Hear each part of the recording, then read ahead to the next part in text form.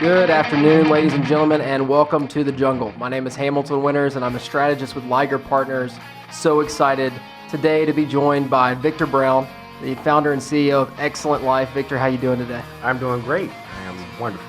Great. Well, thank you for joining us. Thank you, Hamilton. I'm loving to be here. Absolutely. And you drove in from the Nashville area today. Yes, Nashville, Tennessee. That's incredible. How's everything in Nashville? Nashville's wonderful, growing city, a lot of cool things going on. That's awesome. Why don't we start by you just introducing yourself Okay. and telling us a little bit about what you do with Xcellent Life. Okay. Well, my name is Victor Brown, founder and CEO of Xcellent Life. And Xcellent Life is a software company that is developing a solution for protecting, managing, and analyzing your health and doing that in real time. We're early stages, but we have great ambition to change really the course of healthcare and make the world a better place. I essentially started my career working in a completely different industry. So I spent the better part of 20 years in the energy sector. And interesting transition. So for what I did for 20 years, and for some would be considered a subject matter expert, was software applications that were dedicated to protecting critical infrastructure, some of which would be even part of national security. Mm-hmm. And the analogy that I give people is that if you think about, let's say, a nuclear reactor, and would it make sense for us to say, okay, we're going to let that nuclear reactor start melting down and then go in and try to correct the issue? Probably wouldn't be a good idea. Like moving chairs on the Titanic. Like moving chairs. Well, essentially, that's what we're doing with our bodies. We experience symptoms. We go to the medicine cabinet. We go to the doctor, hospital. Unfortunately, sometimes the morgue. And that scenario really started resonating with me when my dad developed type 2 diabetes.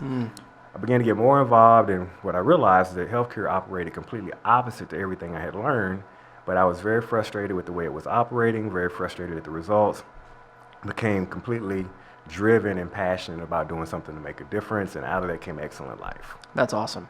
How has the energy background, I guess, catapulted you into this healthcare sector? I know that your energy background can't be very similar, but in the same way, what we find with a lot of our clients is we see more similarities between sectors than we do in potentially the same industry, right? We say we're industry agnostic and problem specific. Right. Do you find that some of the same problems in healthcare were in the energy sector as well? Yes, that's a great question. And so what has happened in the energy sector that will eventually happen in healthcare, I would say the energy sector is probably 20 years in front of healthcare. Wow. The application of protecting assets is done in real time. So that means that we're using enormous amounts of data that we're capturing from discrete inputs and all variety of sources, and utilizing sophisticated algorithms and artificial intelligence to understand how everything is working to the health or bad health of that asset. So we now understand very unique signatures about a variety of assets that are tied into the electrical grid. And when something starts going in the wrong direction, we can go in and perform corrective measures well before there's catastrophic failure. Well, essentially, the human body is like a sophisticated electrical network. But there's been no platform that's created to really capture the signals that our body is giving off every moment of our lives and then understand it. The difference being is that what will happen in healthcare will happen much faster than the way it happened in the energy sector, because we didn't have some of the sophistication in AI and machine learning as we spent, decades understanding what the data meant. So that now in the energy sector, we can say, okay, that looks like this condition is happening to this, critical asset, rushing in, no catastrophic failure. Where in the energy sector, the measure of success is called, it's like 99%. You often hear people refer to the number of nines after the decimal point, so 99.999%. Wow. Because you have to have that level of security. And critical. It's critical. Well, meanwhile, in healthcare, about 70% of the time when you die of illness, it's a preventable illness, which is ridiculous. What a shame. So the machine learning and AI aspect of understanding data and the approach directly applies to what can be done in healthcare to completely change the game. That's awesome. It seems more proactive. It's incredibly proactive. That's that's awesome. the name of the game, being proactive, so that those 70% of the times that we're getting illnesses that can rob us of our quality of life and kill us are not happening. About 30 million people die every year of things that are completely preventable. Unbelievable. Wow. That's almost a tenth of the United States population. Yeah, it's just ridiculous. It's and like $1.4 trillion of cost every single year just down the drain due to preventable illnesses. Unbelievable. It seems, and tell me if I'm correct or not in this, it seems like healthcare, which would normally be seen as a pioneering industry, seems to be the last frontier when it comes to a lot of these technologies. Does it feel that way? In some cases, it does feel that way, and I completely get it. Like highly regulated industries large industries are hard to change, and so that's the one other similarity between the energy sector and healthcare. They're both very highly regulated, but that helps me understand how to navigate some of the regulatory bodies and just know that there's a very rigid process you have to go through in order to get from where you are to what you envision. But everything is slow to change. By and large, the new technologies like machine learning and AI that are utilized in healthcare oftentimes are being utilized in the early phases of operational issues. Mundane tasks that are being done over and over and over. They're using AI and machine learning to solve those problems, but not very much at all to solve the problem of how is the human body working and is it working the way it should be working.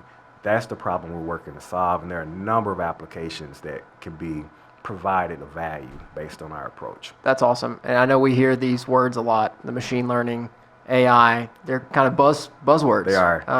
Hot button topics, if you will. Yes. And say you're a viewer of this podcast and you're a little bit hesitant of some of these technologies.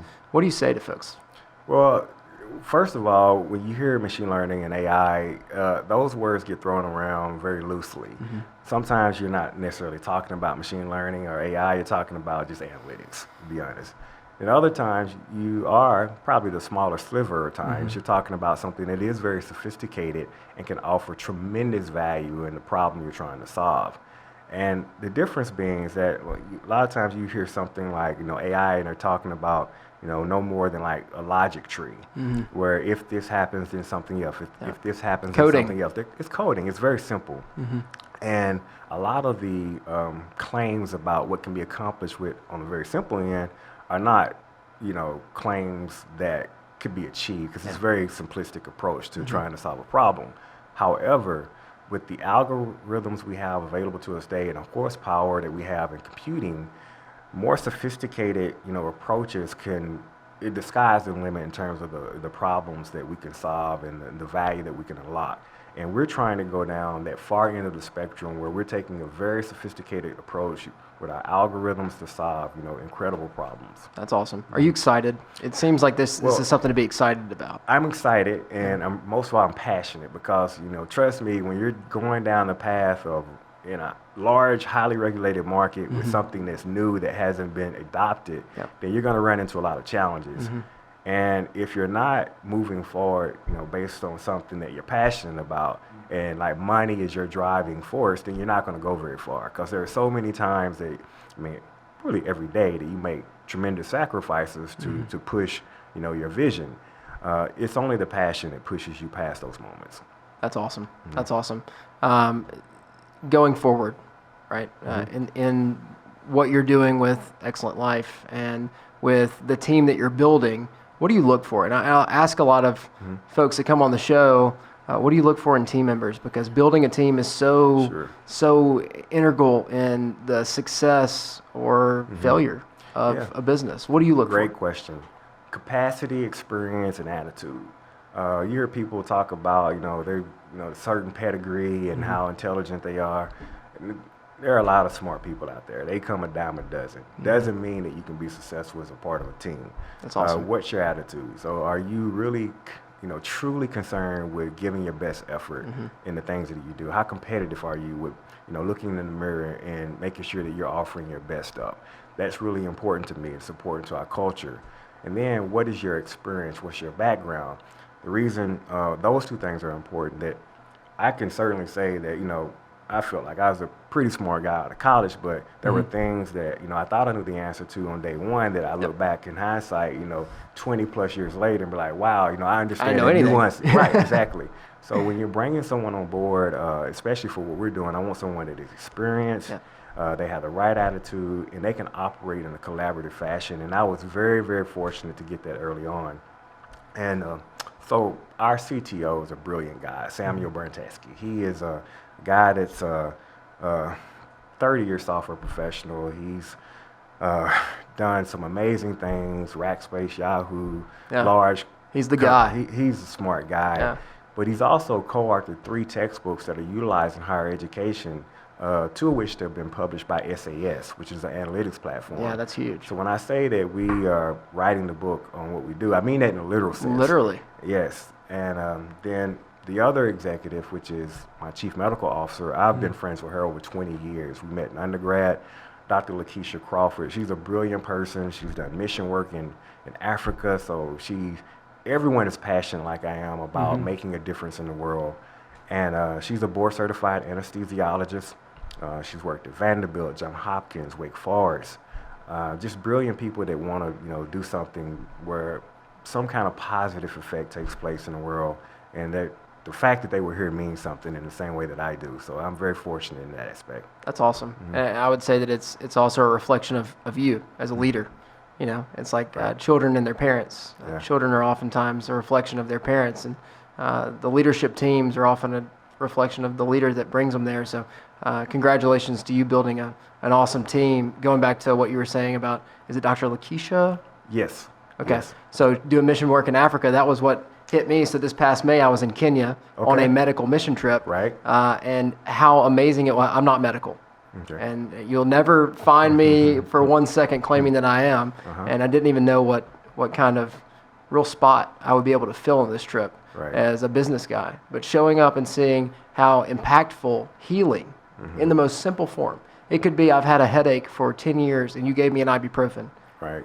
And for the first day in the last 10 years, I don't have a headache anymore. It's amazing. Yeah. Physical healing, people get that. People get that. Does that give you, and I know it does, a sense of pride? It does. When you are authentic in your desire to help, to make the world a better place, it comes across in the happiness you feel when you can make some small difference. And that's that example you gave is testimony of that. Which is awesome. So what I like to do is to sit back, and as I'm on the podcast here with you, think about what the viewers might be asking in their own mind. Right. And putting myself in the shoes of maybe a young professional who doesn't have the experience, doesn't have that resume that you said that you look for in building a team. Right. What are some applicable steps that you could take, or some advice that you'd give that you'd say, you know what, I'd love to have you on my team, but if I were you, I would do blank, and I don't know what that is. What Well, the other part that I talked about in terms of being an important aspect that I look for is attitude. Yep. So even without the experience, even without a certain background, coming to the table with the right attitude is incredibly important. So that can automatically open up opportunities for you in many places, including Xcellent Life. Because with the right attitude, you're coming in saying, hey, I want to learn, I want to be better, I want to help. And those qualities by themselves can allow you to be an incredible member of the team, of any team. When you're giving your best effort, being your best, then there's value for you, and especially with Xcellent Life. That's incredible. That's incredible. And I totally agree that oftentimes some of the experience that you may or may not get could be a direct result of your attitude that you go in with. Absolutely. I don't think that in any shape, form, or fashion this opportunity just found you. Right. You had to go out there seeking it. You had to go out there and put yourself in the positions of being in the energy sector, which if you looked back, I don't know how many years ago that was, but look back at the time where you were entering into the energy sector, and for somebody to come to you and say, hey, in a blank amount of years, you're going to be in the healthcare industry doing this, would you have believed it? Absolutely not. Because I really thought I was going to retire in the energy sector. It's a highly specialized sector. Yep. You get compensated fairly well for the specialization, and I worked a number of years. Started out as an engineer, transitioned to product management, then transitioned to sales and marketing, leading sales and marketing teams. So I had done a lot in the energy space, and there was no reason for me not to retire, except for the fact I realized there was a problem that I was passionate about solving that was personal to me, because today my dad's health is certainly not what it used to be, and it's something that has affected the entire family. So I will not rest until I've done my part in solving some of the problems that are solvable. That's so awesome. That's so awesome. So it's 2020 now, believe it or not. And one thing that's been generally a good question for me to ask is, what are your goals for 2020? Because 2020 is a big year for almost every one of our clients. This is the year. This is the year. What does that mean for Xcellent Life? So 2020 is going to be a great year. I'm claiming it now. The primary goal is that 2020 is going to secure the outside capital that we need to really get beyond where we are right now. I started the company with my own funds. Didn't have a whole lot to work with. Supported a little bit from my parents as well. They didn't have a whole lot to work with. So coming from a position where you don't have a treasure trove of resources to start something from, especially when you have this grand ambition for a complex application, you have to be very efficient in what you do, and you have to be in survival mode from day one and have a lot of tenacity. And I've had that. Now's the time in 2020, we bring on a capital partner, we secure the resources we need, and we scale to the next level. So that's what I'm claiming. Put some gas in the tank. Put some gas in the tank. That's awesome. That's awesome. What's the best piece of business advice that you've either been given or that you could give somebody right now? Wow. And that's a hard question. So, I didn't prep you for it either. So You did not. Something very, very specific comes to mind. So as a part of a former role, when I transitioned into product management, I was working for a $40 billion company. And I had just moved out of the country to work through a post-acquisition project. And every step of the way, as we go through a process, we had to present a financial justification for moving past one stage to the next stage of the process. And it was the product manager's responsibility to grab all the information and put together a business case for, okay, we got to continue to move forward. And I was freaking out because you have all this data, you got this multi-million-dollar project, and now you have to do a business case.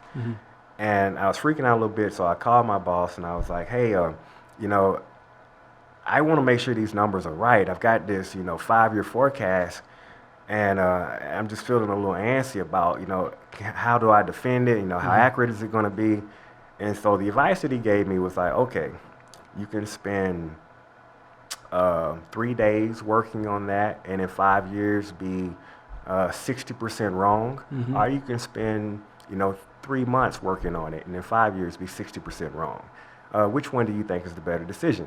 And so his point to me was that time was of the essence, and that you can't exactly predict the future. So the most important thing is that you come up with a model that's defendable. You do your research on the front end, you work hard, but then you put it forward, you move forward in a confident way. And so I've had a lot of cases where I've had to use that approach because, again, you can't predict the future. Absolutely. No, that's spectacular. There's a guy back home in Louisiana that has since passed away, but he used to say, make a decision, don't anguish, move forward. Exactly it. Make a decision, don't anguish, move forward. There's no time for that. Right. My grandfather, who owned a hospital for 40 years, he was the only doctor on call for 52 beds. He said, give people the opportunity to surprise you, and they'll rise to the occasion. Right. Give people the opportunity to make you proud. You don't have to be over them all the time, making sure that things go the way that you want them to go. Be there to constructively criticize or develop, and be there to give your feedback, but let people rise to the occasion. Do you feel like that's pretty accurate in what you do? I think so. I think, that's a functional leader of what I call good leadership, is that you build a foundation, process, and structure in support of having the people you bring in be their best and help them succeed. And through their success, that makes you a successful leader. And I think, for anyone that calls himself a leader, if you've got, your team that is failing, you can't really be a successful leader. So my effort is to really, lead by example in terms of my work ethic, but being supportive, because I don't bring people in to have me make decisions that are outside my realm of expertise. I bring them in to provide insight, guidance, and make decisions, and so that we're all successful as a team. I saw in your form that you filled in, you're a basketball fan. Oh, I love basketball. It was probably one of my first loves, and picked up the ball and still play a little bit today, not like I used to, but I still like to get out there and stay active. That's awesome. And it seems like the best teams are not the ones that take the best players and then at the end of their career they're as good as they were when they came in. It's the ones that take the best players and they develop them to be the best of all time by the time they're done. Right. And the elite teams are the ones that can do the best job of keeping them there. Right? That is very true. Whether it's in basketball or whether it's in football, it seems like those dynasty teams are the ones that, one, develop you as a player, and two, can entice you to stay because there's something more there than just the next big paycheck. Right. Or just the next big signing bonus for, I'm taking my talents down to South Beach. It's, what can we do to keep LeBron in Cleveland? Right. So do you feel kind of a struggle of How do you keep talent in a So, world that's just constantly trying to vie for everybody's, next Sure. big thing? Yeah, so talent, I think, kind of gravitates to you by way of creating the right culture. That's good. The other aspect of the basketball team that wins consistently is that it's the team chemistry and the culture. And the culture is one of supporting each other. So when you're having your teammate be successful, whether you're scoring the points or not, but you can still celebrate that, Yep. that is contagious. And that's a culture that is long lasting. That's a culture that creates championships.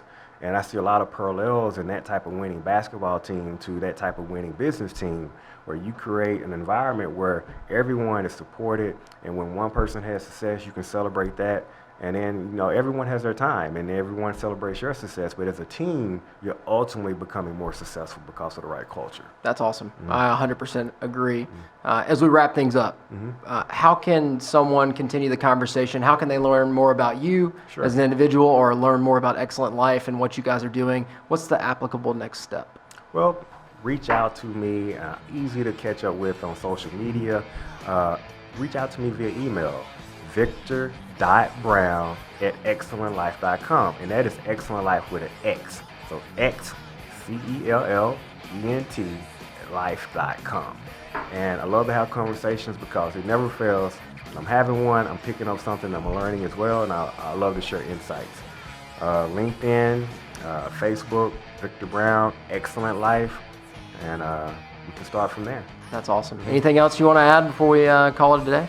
Well, just thank you. I mean, Liger Partner has opened up opportunities for many business people, and now I find myself fortunate enough to be here, sitting here as well. So thank you for that opportunity. Absolutely. It's our pleasure. You are a fantastic guest. I don't know if you do this often, but if you tell me that you don't, then you'd be surprising me. So thanks for joining me on the podcast today. And thank you to all of our viewers out there that joined us here in the jungle with Victor Brown, the CEO and founder of Xcellent Life. Until next time, we look forward to seeing you back. Hamilton winners, strategists with Liger Partners, and go have a great day. Thanks, everybody.